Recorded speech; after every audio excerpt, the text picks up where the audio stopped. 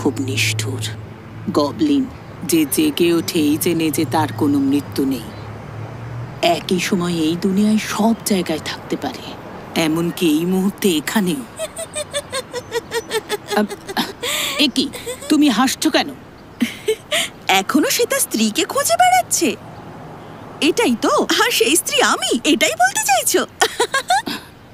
এখন আমাকে এরকম লাগে, অল্প বয়সে অনেক পুরুষের হৃদয় ভেঙেছি। পরের বার এসে আমার খোঁজ আর করো না তুমি। খুব হিংসে হচ্ছে। আমার মাথাটাই গেছে। একজন অবিবাহিত মায়ের সাথে এটা নিয়ে আলোচনা করছি। কি নিচু মানসিকতা তোমার। আমি তো তোমাকে কম দামে পালং শাক আর বাঁধাকপি দিলাম। আমার মানসিকতা নিচ নয়, সেই লম্পটটা নিচ।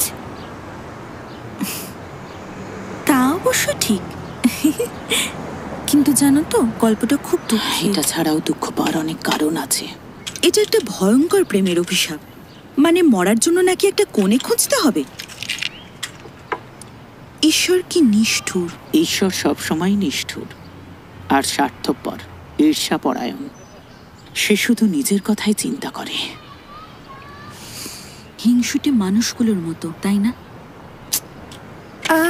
আচ্ছা, আমি না ফেরা অবধি এখানেই থেকো, তোমার ব্যবসা ভালোই হবে।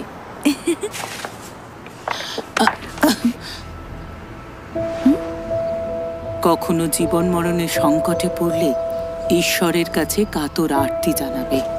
কে বলতে পারে, ঈশ্বর হয়তো তোমার ডাকে সাড়া দিতেও পারে।